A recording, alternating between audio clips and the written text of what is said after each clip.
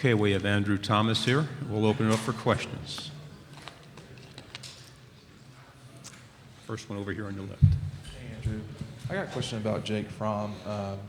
When he stepped in there at Notre Dame, how did y'all know he was prepared, or did you only realize that sort of after the game? And what was he like in those moments? We knew he was prepared in practice. He approaches practice the same every day. So when he came in against Notre Dame, it was nothing new. He came to the huddle, demanded the plays, and he did what he had to do, for us to win the game. To your right here on the front row. How weird, I guess, is it going to be to play Texas A&M this year, looking ahead at this year's schedule? And I guess, what do you expect from that game from an opponent you guys don't see?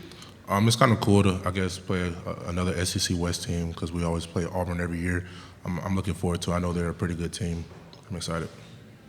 To your left over here, the camera. Andrew Rex Castillo from WRBL in Columbus, Georgia. You guys have had so much success in these past 2 seasons, going to the championship, going to the Sugar Bowl. I mean, now what is it going to take that final step to bring home a national championship?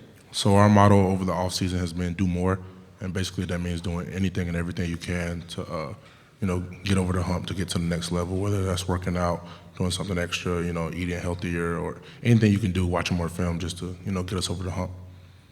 Right down here front. You mentioned Jake Fromm in 2017. Did he make it look easier than it really was to transition to being a starting quarterback after having been a backup? Or because you guys have now been through that, does it make it easier for y'all to transition someone else for Jake to get hurt this year? I think it's all in the preparation, how we practice. We have a lot of talent on our team, and a lot of guys are pushed every day, so you can never get complacent, which I think makes you, prepared for the game. So if somebody go down, they're, ready to come in. It's the same for like how the offensive line. I went down last year. We had another couple of injuries, and people they come in, fill the spot, do what they have to do because we practice the same way. Over to your left. AJ Spurn, 90.7 WVUA FM Tuscaloosa. Andrew, you face some of the toughest defenses in the SEC year after year. Have you changed anything in the past, and do you plan on changing anything as an offense and on the offensive line to better combat these strong SEC defenses? This year, a big thing that we're working on for our offensive standpoint and running the ball is working on more gap scheme plays. We run a lot of zone scheme. That's our bread and butter, but we're trying to develop, our gap schemes. To your right against the wall. Michael Bradden from Saturday Down South. Georgia's 12-0 the last 2 years in the SEC East. Average margin of victory over 25 points per game. Do you guys feel like you even have competition right now in the East? We, try not to pay too much attention to what happened in the past. We're just getting prepared for the future. Playing in the SEC, you have to be on your game every week. It doesn't matter who the opponent is, so we can, be as successful as we want to be.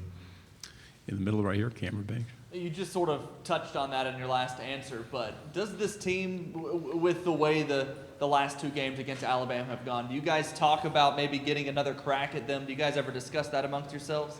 Not necessarily. We want to win a national championship, so whoever is in the way, that's, who we want to beat.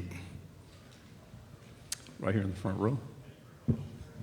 Hey, Andrew, I want to ask about do more. You mentioned the film, all the football stuff.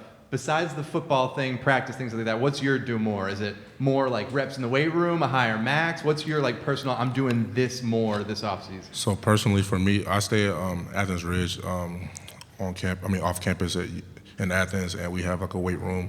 And the big thing for me, it would be like at 11, 12 o'clock at night, and I'll go in there, get on the treadmill, and just run, just making sure I'm staying on top of my cardio. Like, we already run a lot, but just doing more, just, so I can be in the best shape I can. Yeah, definitely.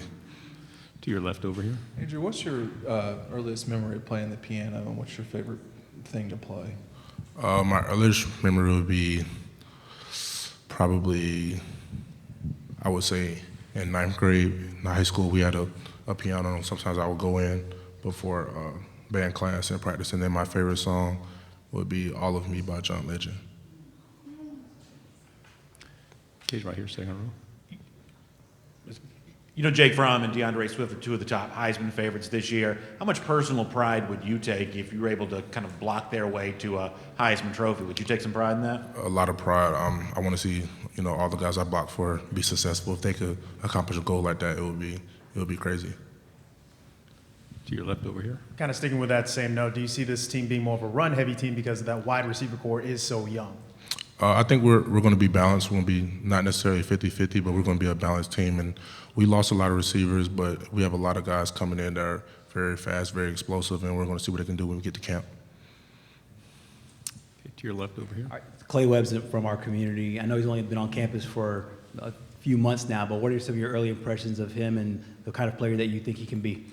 Clay, I think wrestling makes him a very good offensive lineman. Like the way he uses his body to block people is ridiculous. Once he, learns how to use his hands and understanding how to make calls at center, because it is difficult playing offensive line as a freshman, but let alone being a center is very difficult. But once he, understands the plays and everything, I think he's going to be really good.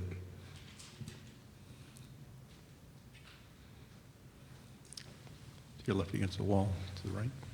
How much of your personal success and Georgia's offense overall do you credit to Coach Pittman?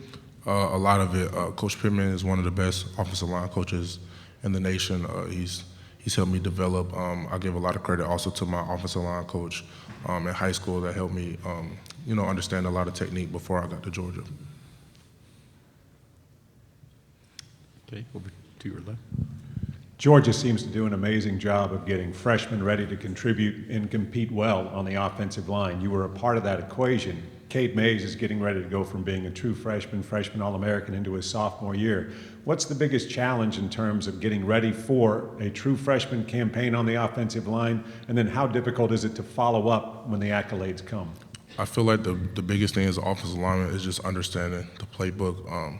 We run a pro-style offense, and the way Coach Pittman teaches us is like almost like an NFL lineman. So it's a lot to take in as a young guy. And you see a lot of guys, they play slow because they're trying to figure out which way to go. But once you understand that, that's the biggest thing you need. And then transitioning to the next year, I would say just making sure you don't become complacent. Approach it the same way as you're a freshman coming in trying to earn a spot, and you'll be fine. Right here in the middle, second row. Go ahead. Brian Herrien being an experienced player, how much would you compare him to Elijah Holycook a year ago? Who kind of stepped up, had a big year. Herrien potentially in that spot this year. What have you seen from him this spot? Brian has been working very hard. As you guys saw in the Texas game, he had a really good game. He's a very talented back, so hopefully this year, he can step up and make some plays for us. Andrew, you talked about playing the piano. Along that offensive line, it's such a mix of characters. You've got guys like Ben Cleveland and the guy from New York. Do you have a best Ben Cleveland story? And what's it like with such a mix of big guys? I would say my best Ben Cleveland story is he has this knife that he carries around that he does everything with. Picks his teeth, toenails, cut stuff, go hunting with, it's the same knife. And then I guess what makes us such a good group is that we all have different backgrounds, but through Coach Pittman, we all come together and we're all like brothers. We have our differences, but we all have the same common goals, and we just, love playing next to each other.